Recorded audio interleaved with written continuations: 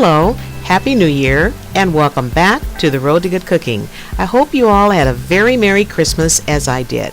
Today I'm going to be making quick and easy pepperoni sausage. The reason why it's quick and easy is because I'll be using two ingredients, this pork butt here and a package of pepperoni seasoning from LEM. I'm going to go off camera for a few minutes so I can cut up all of my pork, and I'll be right back. For this recipe I will be using non-edible fibrous casings. Fibrous casings are real easy to use. All you have to do is soak them in warm water for about 30 minutes, and this will make them soft and pliable. Now make sure they are completely submerged in the water.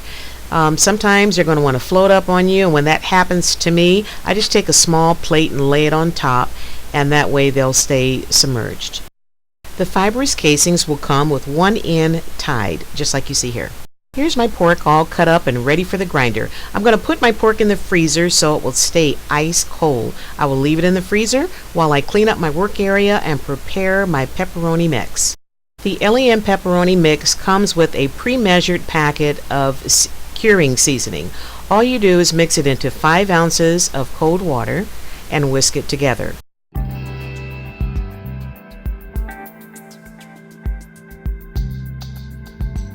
And I'm going to add the entire package of pepperoni mix because I'm making 5 pounds of pepperoni sausage. Now there is a recommended amount on the back of this package if you're going to make a smaller batch. Just use the recommended amount and whisk it together until everything is well combined.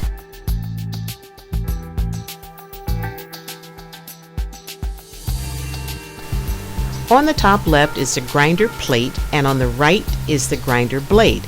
Here's how I put my meat grinder together. The first grinder blade goes inside just like this. It fits on the auger. That's the thing that goes around in the center. There's a little notch right here. Just line up the grinder plate with that notch and set it into place.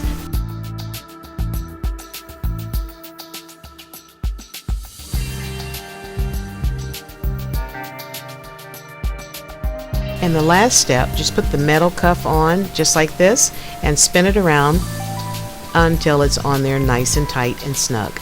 Now it's time to grind up some pork.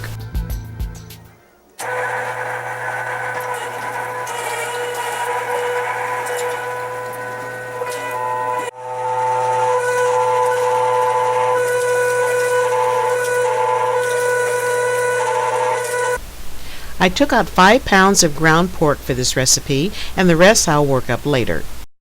And here I'm adding my pepperoni mix to the ground pork, and make sure you get every last bit out of your measuring cup. You don't want to leave anything in there.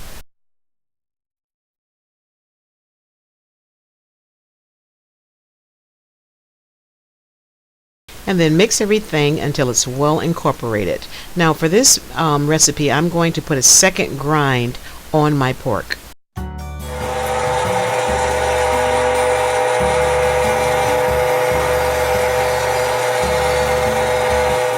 All of my pork is all ground up. Now I'm going to cover my bowl with some plastic wrap, put it in the fridge, let it stay there overnight so all those flavors can meld together. I took a sample spoonful of my pepperoni and fried it up, and boy is it super moist and extremely tasty. I can't wait to try this pepperoni on some homemade pizza real soon. This is the next day, and I am ready to process my pepperoni sausage. Here's my LEM stuffer, all ready to go with the stuffing tube on the end. And here's my non-edible fibrous casings and some kitchen twine. And here's my chilled, cured pepperoni ready to go. I am spraying the inside of my sausage canister with vegetable oil. This will help the pork move really easy in the canister. This is a necessary step, and you're going to be glad that you did it. And here's another necessary step. Throwing the sausage really hard into the canister will help the sausage pack firmly, and it will also help get rid of any of the air pockets in the canister. Plus, it's a great way to get rid of all of your pent-up frustrations. I know I need help.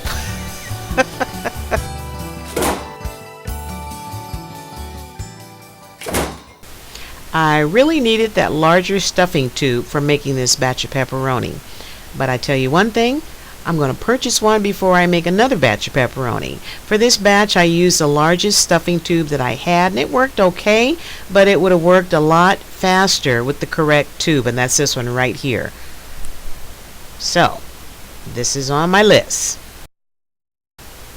This is the part of the process where you just take your time and make sure that the casing is filled really tight.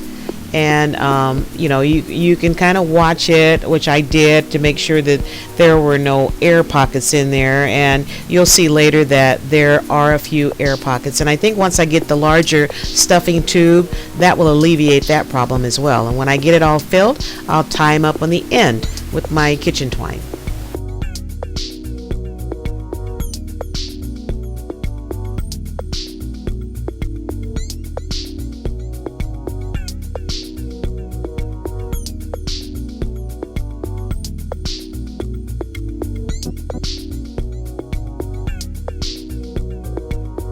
Here I'm checking my pepperoni for air pockets. I found a couple of air pockets, so I took my sterilized straight pin and I poked a few holes in the air pockets.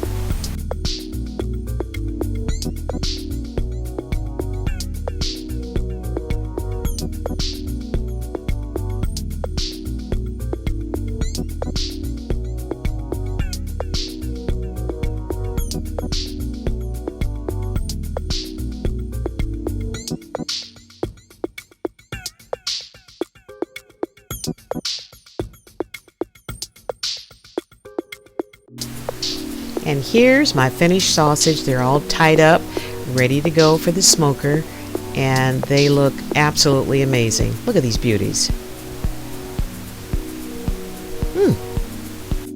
All I can say is too bad you don't live closer. If you did, I'd share these with you.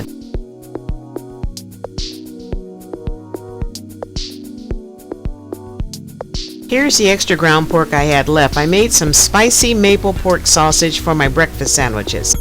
I am smoking my pepperoni with sweet pecan wood chips.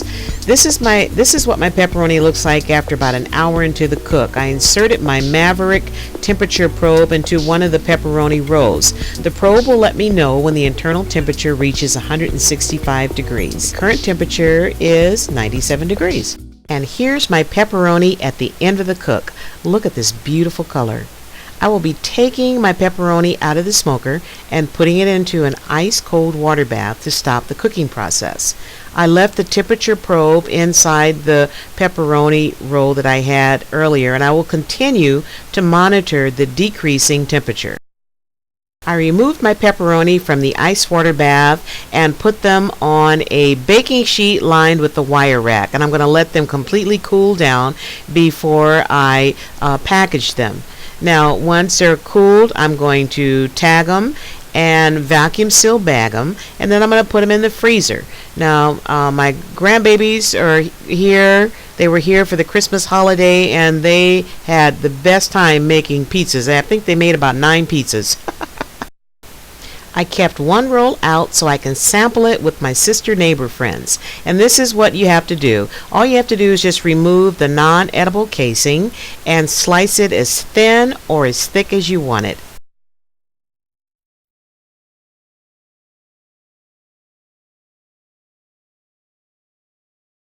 I served my pepperoni with some smoked sharp cheddar cheese, buttery crackers, and it was off the charts good. The next day I had a few of my dear friends over, Dave and Kelly, over for football, happy hour, and munchies. And I made another appetizer platter of sliced pepperoni, smoked cheese, and buttery crackers. And for today's lunch I made pepperoni pizza along with a toss of arugula salad, and everything was enjoyed by all. We're not hungry, but Josie's making us eat it. Josie's food is always amazingly delicious. Don't listen to Dave Shaw. This is awesome. You need to quit. See, I'm not inviting you over here anymore. Trying to finish up my video, and you, oh Lord. I figured you had editing issues going on there. You could use. Oh gosh, that looks yum, yum, yum. Yum, yum, yum. Delicious. Here's my hostess gift from my friends Dave and Kelly. I truly enjoyed my fun day with them, and every time we get together, it is a party. And I'm sure we're going to get together again for some more pizzas and libations. Don't forget to subscribe, leave me a comment if you wish, and share my link with everyone you know in the universe. Thanks for stopping by. Be blessed, and keep on cooking with your friends.